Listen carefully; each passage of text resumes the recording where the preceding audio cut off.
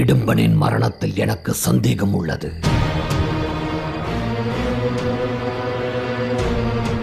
என்னை பொறுத்தவரை பாண்டவர்களின் மரணம் உறுதியாகவில்லை. அதனால் நீங்கள் சற்று பொறுமை காக்க வேண்டும். எப்போது கேட்டாலும் இதையே சொல்லிக் கொண்டிருக்கிறீர்கள். இன்னும் எத்தனை காலம்தான் பொறுத்திருப்பது? துச்சாதனா, துரியோதனா, நீங்கள் சொல்வதை என்னால் முழுமையாக ஏற்றுக்கொள்ள முடியாது. உங்கள் இருவரின் இந்த அவசரத்தால் நீங்கள் நினைக்கும் காரியம் நடக்காது.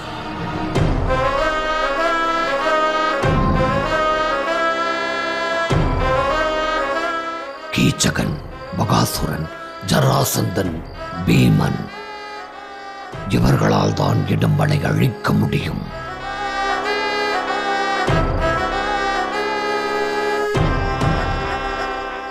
இவர்களில் யாரோ ஒருவர்தான் நிச்சயம் இடும்பனை கொண்டிருக்க முடியும்.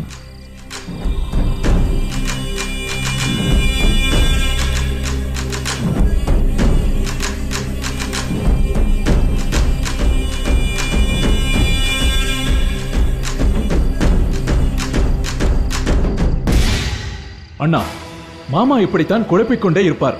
இப்படியே போனால் ஒரு நாளும் முன்னால் இளவரசர் பட்டம் சூட்ட முடியாது. துச்சாதனா, மாமா வயதானவர். பொறுமை பொறுமை என்று காலத்தை கடத்துகிறார். மேலும் நமது மாமாவிற்கு எதற்கும் சந்தேகம்தான். நாமே களத்தில் இறங்கிவிட வேண்டியதுதான்.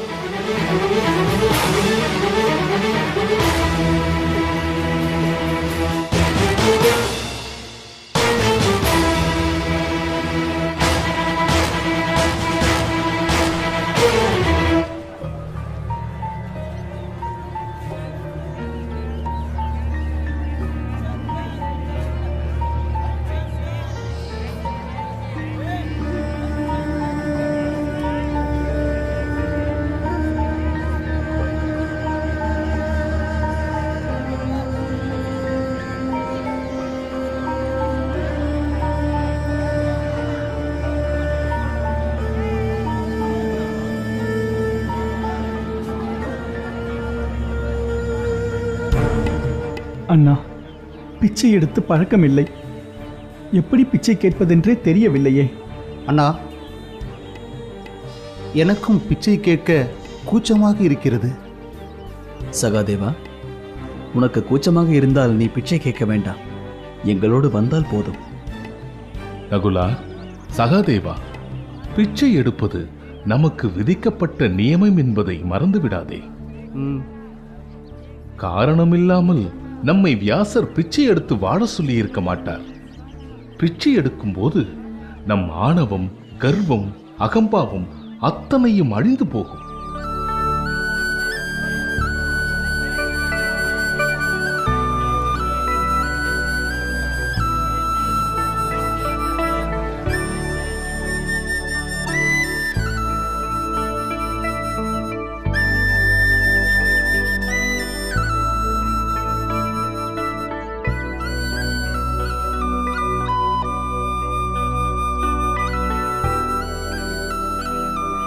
அம்மா, தாயே, அம்மா, ஏதாவது தர்மம் பண்ணுங்கம்மா.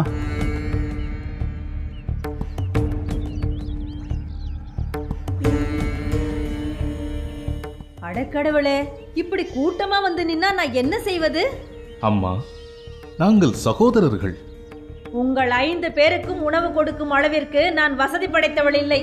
நீங்கள் ஏதாவது அரசரின் அரண்மனைக்கு சென்றால்தான் உணவு கிடைக்கும். ஏதோ என்னால் முடிந்ததே நான் தருகிறேன்.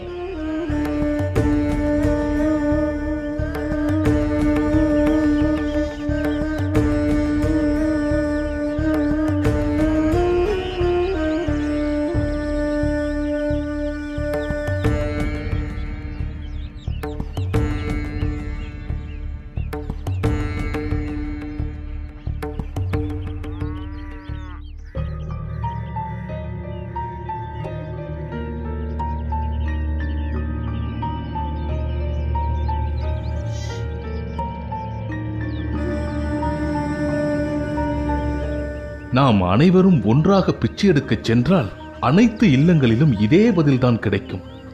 ஆமண்ணா, நாம் தனித்தனியாக பிரிந்து ஆளுக்கு ஒரு வீதியில் சென்று பிச்சை எடுப்போம். மாலையில் இதே இடத்தில் ஒன்று கூடுவோம்.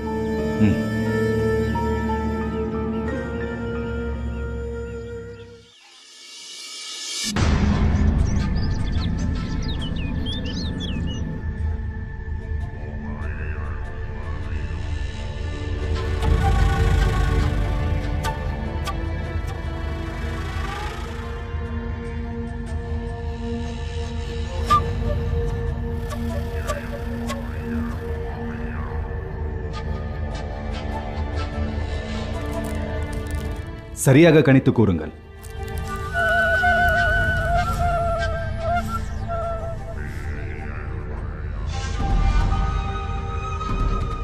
இளவரசே, இங்கு என்ன நடந்து கொண்டிருக்கிறது? எனக்கு ஒன்றும் புரியவில்லையே. இது இங்கு என்ன நடக்கிறது என்று சகுனி மாமாவிடம் போய் சொல்ல வேண்டும். அதற்காகத்தான் கேட்டேன்.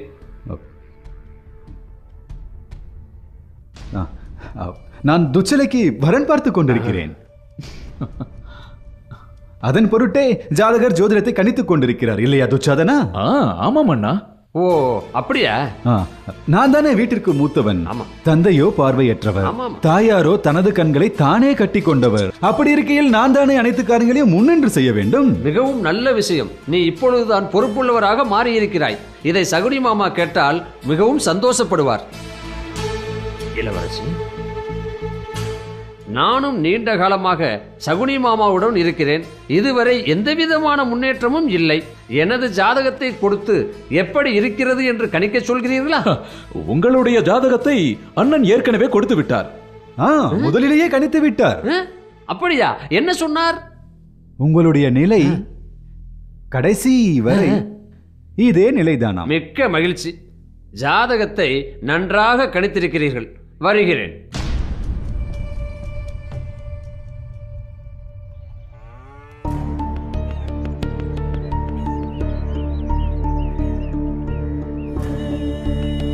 அம்மா, அம்மா,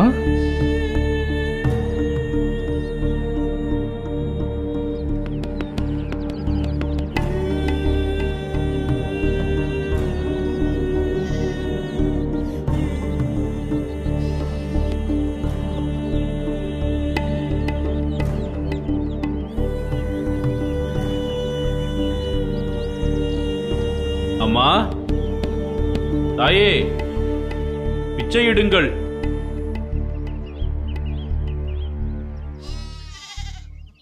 தாயே,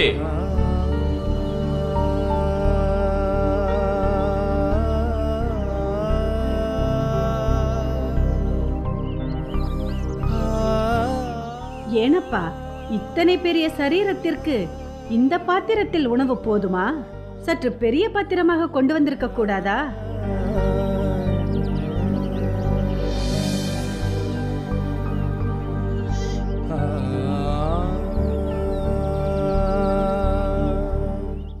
என்னப்பா, நீ சாப்பிடாமல் செல்கிறாய்? என் சகோதரர்கள் மற்றும் தாயாருடன் தான் உணவருந்துவது வழக்கம். பிச்சை எடுத்தாலும் உன்னிடம் நல்ல பண்பு இருக்கிறது. நன்றி தாயே.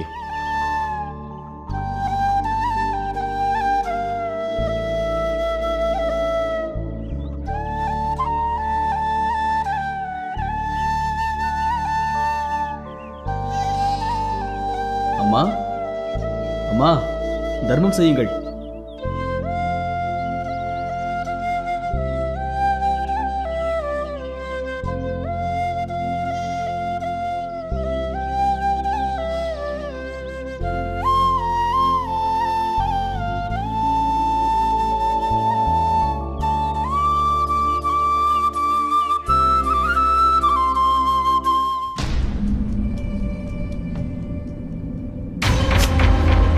இந்த உலகத்திலே மிக சிறந்த மணிமகுடம் ஒன்றை செய்ய வேண்டும்.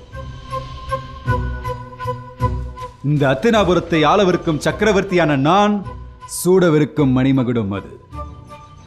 நான் பாக்கியம் செய்தவன். இதோ இன்றே தொடங்கி விடுகிறேன். எத்தனை செலவாயினும் பரவாயில்லை. தக்காணத்திலிருந்து கொண்டு வரப்பட்ட வைரங்களால் மகுடத்தை இழைக்க வேண்டும். சும்ஹ தேசத்து மாணிக்க கற்களால் மகுடம் மிளிர வேண்டும். அங்க தேசத்து கோமேதகம் ஒளிர வேண்டும். மொத்தத்தில் அந்த தேவேந்திரன் அணிந்திருக்கும் மணிமகுடத்தை விட நான் சூடவிருக்கும் மணிமகுடம் சிறப்பாக இருக்க வேண்டும். அப்படியே செய்கிறேன் மன்னா. பட்டாபிஷேகத்திற்கு சில காலம்தான் உள்ளது. ஆகவே விரைந்து முடிக்க வேண்டும். உத்தரவு இளவரசி. துச்சாதனா,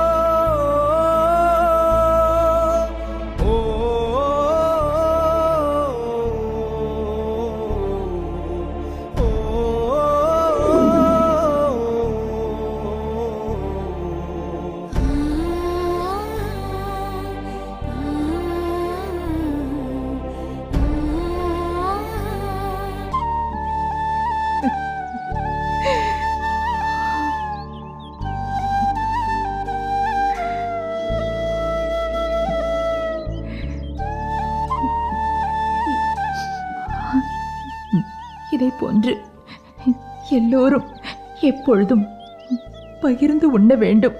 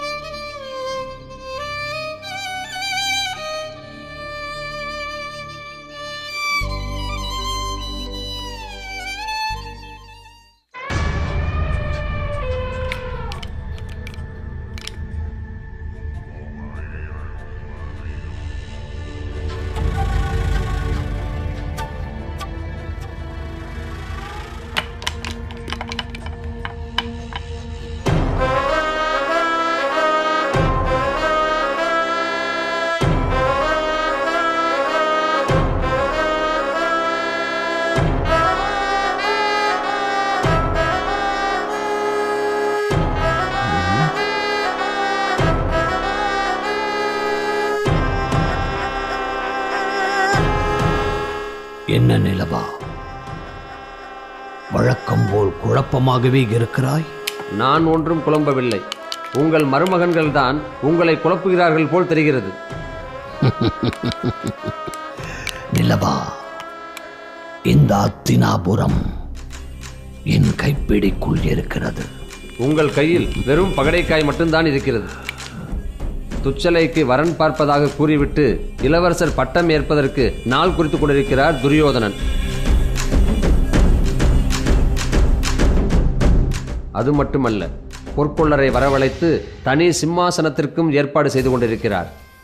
இப்படியே போனால் இனிமேல் உங்களுக்கு எந்த வேலையும் இருக்காது போல் தெரிகிறது. ஆகையால் ஒரு நல்ல குதிரையை ஏற்பாடு செய்து நாம் இருவரும் ஊருக்கு புறப்படுவோமா?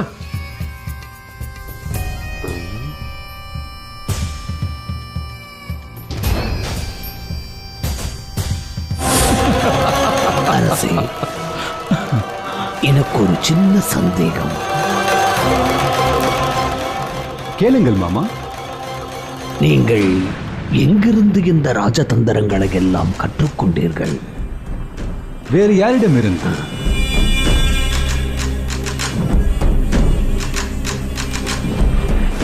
உங்களிடமிருந்து தான் கற்றுக்கொண்டேன் மாமா.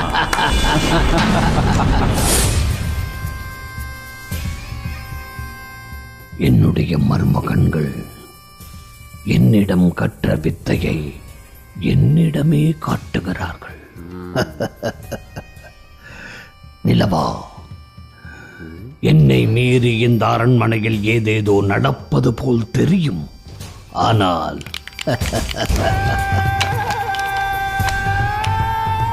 இறுதியில் ஒன்றுமே நடக்காது.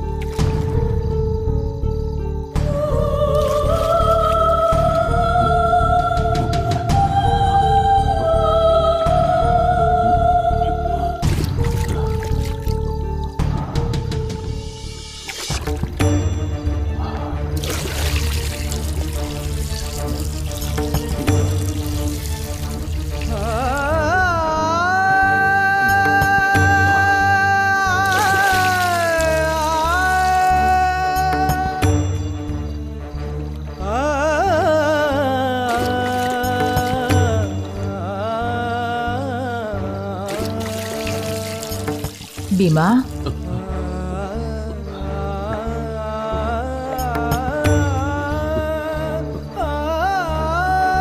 அம்மா, ஒன்றுமில்லை. காற்றோட்டமாக இருக்கிறது என்று இலைப்பார இங்கு வந்தேன். பீமா, நான் உனது தாய்.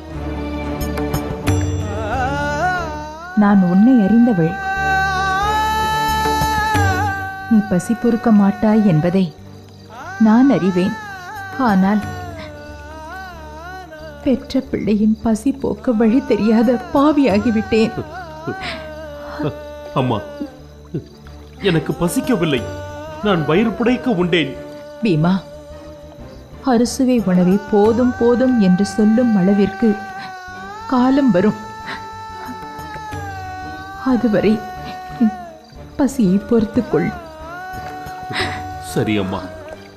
ஆனால் நாளைக்கு எனக்கு பெரிய பாத்திரமாக எடுத்துச் செல்கிறேன்.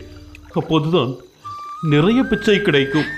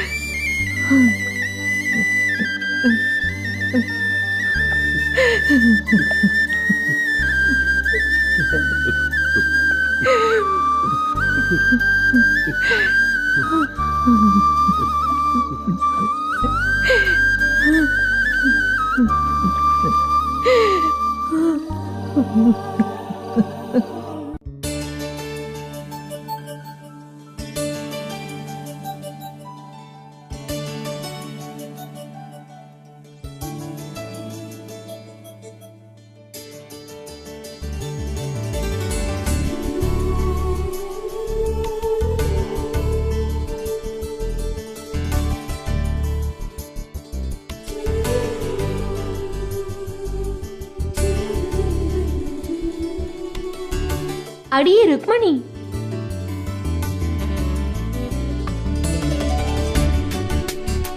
இன்னமும் நீ என்ன செய்து கொண்டிருக்கிறாய்?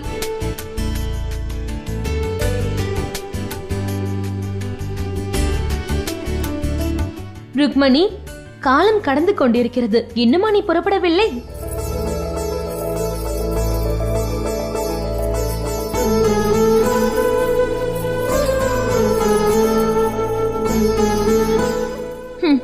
என்னதான் இளவரசி என்றாலும் அலங்காரம் செய்து கொள்வதற்கு இத்தனை நேரமா?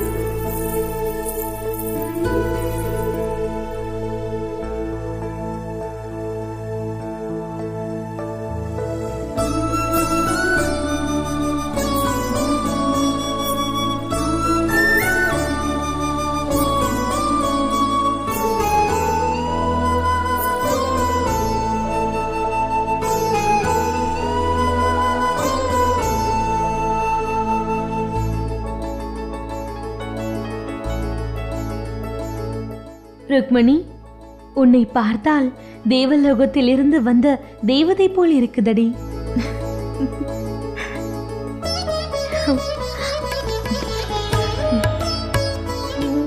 வா செல்லலாம்.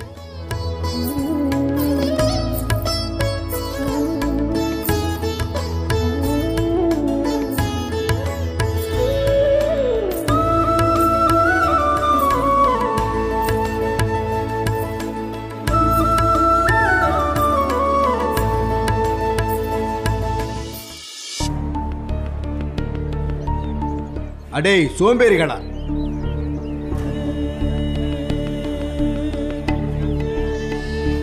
உங்கள் கையும் காலும் நன்றாக தானே இருக்கிறது. உங்களுக்கு பிச்சை எடுக்க வெட்கமாக இல்லை?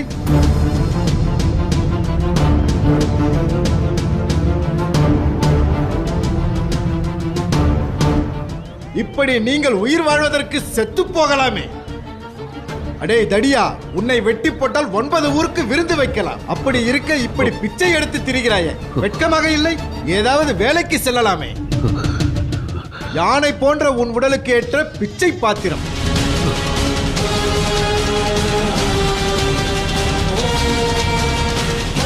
மானத்தை விட உன் வயிறு அத்தனை பெரியதா? வெட்கம் கெட்டவனே, அந்த பாத்திரத்தை இப்படி கொடடா.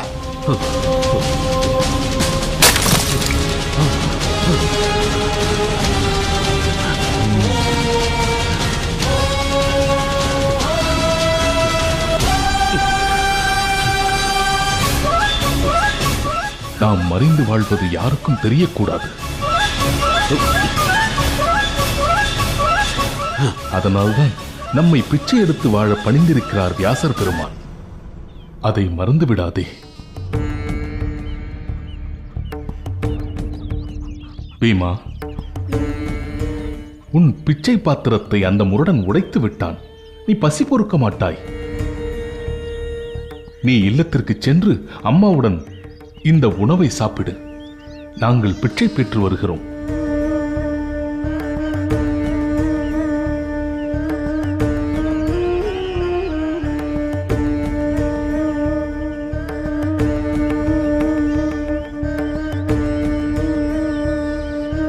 அப்படியே ஆகட்டும் அண்ணா.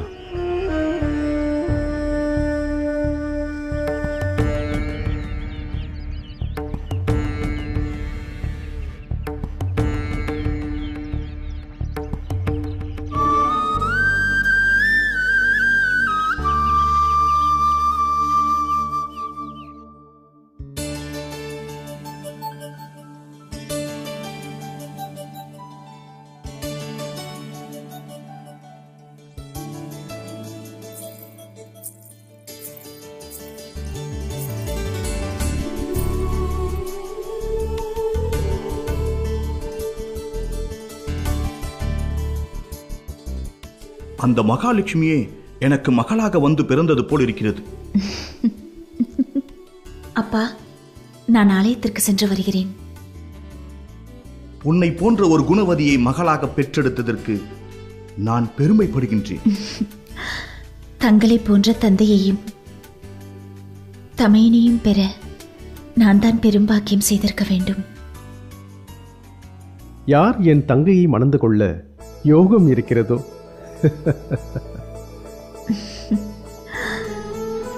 காலம் வரும் பொழுது அது உங்களுக்கே புரியும்.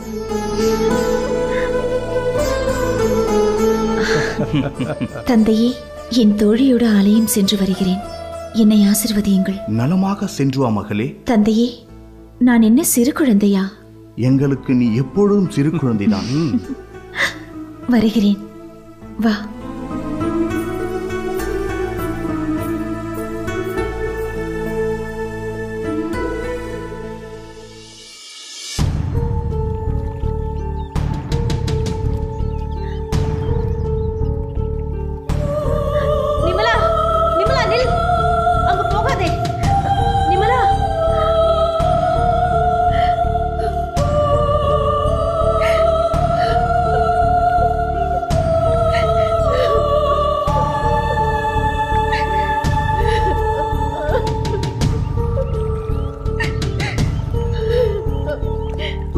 சுவாமி, நம் குழந்தையின் கள்ளம் கபடமற்ற நிர்மலமான முகத்தை பாருங்கள். இவனை நாம் இழக்கத்தான் வேண்டுமா?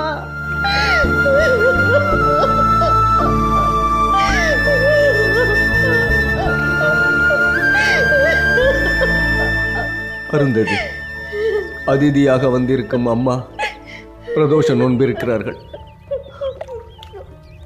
அவர்கள் இறைவனுக்கு அமுது படைத்து நோன்பினை துறக்க விரும்புகிறார்கள். அதற்கு நீதான் பட்சணங்கள் செய்து கொடுக்க வேண்டும். ஐயோ, என் குழந்தையோட கொஞ்சம் விளையாடும் கடைசி பொழுதில்லையா இது? அதற்கு கூட எனக்கு கொடுப்பன இல்லையா? அருந்ததி, அதிதியின் விருப்பத்தை நிறைவேற்றுவது நமது கடமை அல்லவா? அப்படியானால் என் விருப்பு வெறுப்பை பற்றி உங்களுக்கு கவலை இல்லை. நான் படும் துயரை பற்றி உங்களுக்கு புரியவில்லை. ஐயோ, அதிதிக்கு நாம் செய்யும் தொண்டு இறைவனுக்கு செய்யும் தொண்டிற்கு நிகரானது. ஆமா, மனதை கல்லாக்கிக் கொண்டு பூஜைக்கான ஏற்பாடுகளை செய்.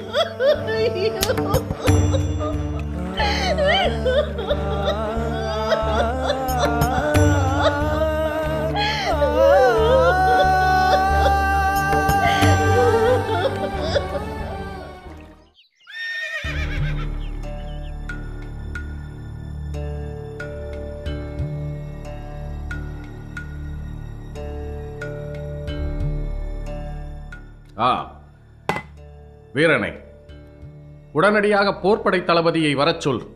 நான் அவரை பார்க்க வேண்டும். பிதாமகரே, அவர் வெளியூர் சென்றிருக்கிறார். எங்கு சென்றிருக்கிறார்? அரசு அலுவலாக இளவரசர் துரியோதனன் தான் அவரை வெளியூர் அனுப்பியிருக்கிறார். அரசு அலுவலா? சரி, வரி விவகாரம் குறித்து நிதியமைச்சரை கலந்து ஆலோசிக்க வேண்டி இருக்கிறது. கணக்கு வழக்குகளுடன் உடனே அவரை வரச் சொல். இதோ உடனே அழைத்து வருகிறேன்.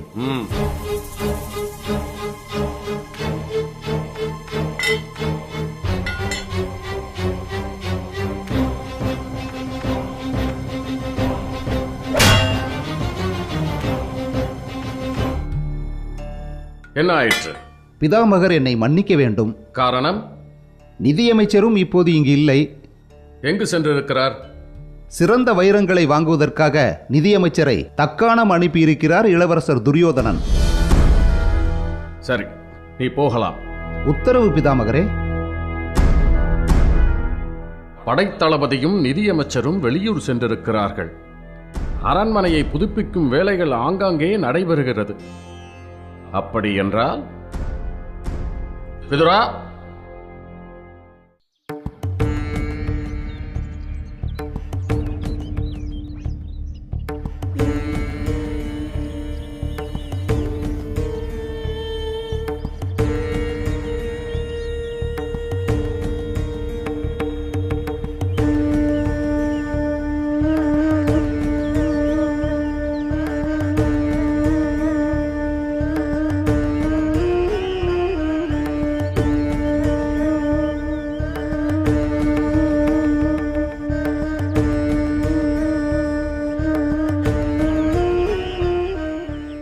பீமா, என்ன நீ மட்டும் தனியாக வந்திருக்கிறாய்?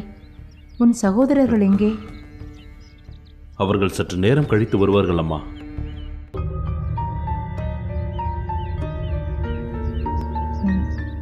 எப்போதும் தனியாக வரமாட்டாயே? என்ன நடந்தது? நான் மட்டும் அவனை இழக்க சம்மதிப்பேன். சொல் பீமா. வழியில் ஒரு முரடன் என்னை வம்புக்கு இழுத்தான். இந்த ஜென்மத்தில் என்ன பாவம் செய்தோம், இப்படி ஒரு இக்கட்டுக்கு ஆளாகி இருக்கிறோம். பிறகு அவன் என் பிச்சை பாத்திரத்தை உடைத்து விட்டான். புத்திரனை இழந்து நான் உயிர் வாழ வேண்டும். கொஞ்சம் பொறு பீமா. அந்தனர் இல்லத்தில் ஏதோ பிரச்சனை போல் தெரிகிறது.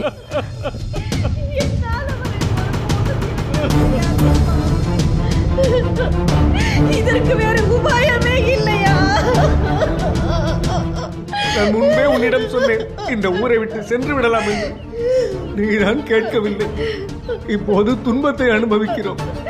சுவாமி, என் புத்திரரை இழக்க நான் ஒருபோதும் சம்மதிக்க மாட்டேன்.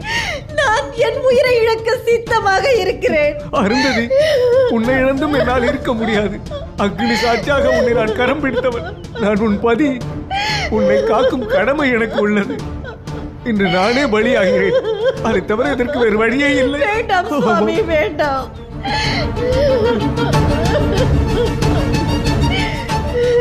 நீங்கள் அறியாததா, நாதன் இல்லாத குடும்பம் சீரழியும். வீதியில் கிடக்கும் மாமிசத்தை பறவைகள் கொத்தி புசிப்பது போல் அவ்வாறே கணவனை இழந்த மனைவியை ஆண்கள் அடைய விரும்புவார்கள்.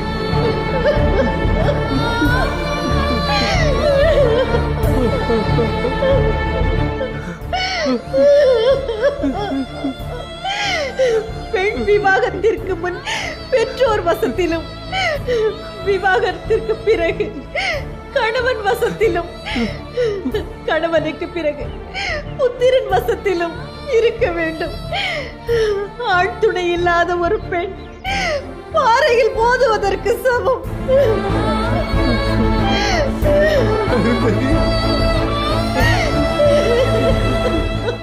நற்குணம் நிரம்பிய நம் மகனை விரதத்திற்கு வைத்த சோற்றை காகம் கொத்தி செல்வது போல் கயவர்கள் தூக்கி செல்வார்கள்.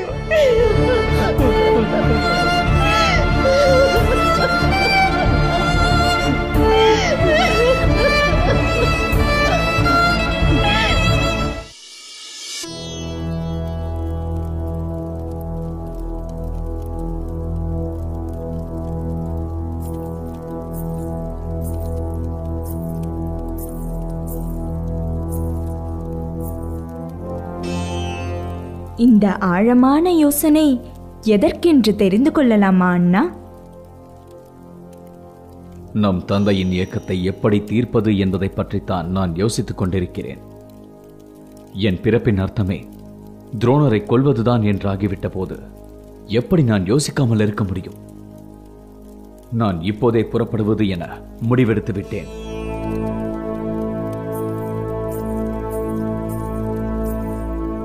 புறப்படுவது முக்கியமல்ல. அந்த துரோணரை வெல்ல போதுமான பயிற்சி உன்னிடத்தில் இல்லை. எப்படி சொல்கிறீர்கள்?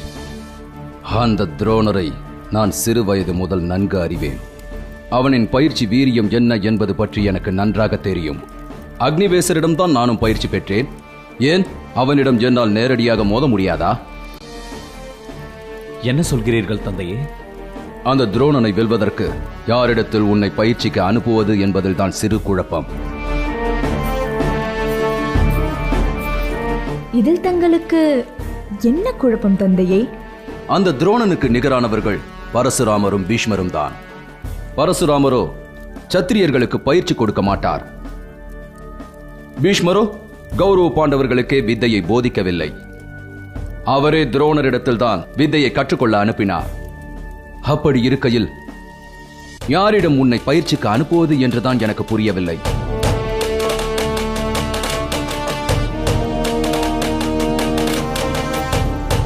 தந்தையே, எனக்கு ஒரு யோசனை. என்ன? அந்த துரோணரிடமே அண்ணனை பயிற்சிக்கு அனுப்பினால்? நல்ல யோசனைதான். நான் கேட்டால் துரோணன் மறுக்க மாட்டான். ஆனால் ஆனால் என்றால் என்ன? நீ அவனை கொல்ல பிறந்தவன் என்று இந்நேரம் அந்த துரோணன் அறிந்திருப்பான். அதனால் தான் யோசிக்கிறேன். இதில் யோசிப்பதற்கு என்ன இருக்கிறது தந்தையே? அனைத்தும் அறிந்த பரசுராமர் பீஷ்மருக்கு போதிக்கவில்லையா? பின்னாளில் பீஷ்மர் தான் அவரை எதிர்க்கவில்லையா? பீஷ்மர் பின்னாளில் தன்னை எதிர்ப்பார் என்று பரசுராமர் அறிந்திருக்க வாய்ப்பில்லை. முற்றும் அறிந்த பரசுராமருக்கு அது எப்படி தெரியாமல் இருந்திருக்கும்?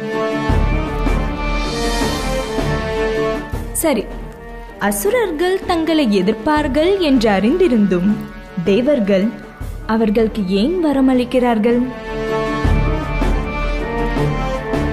நீ சொல்வதும் சரிதான். உன்னுடைய இந்த புத்தி கூர்மையால் அர்ஜுனனை அடைவாய் என்பதில் எனக்கு எந்த விதமான சந்தேகமும் இல்லை.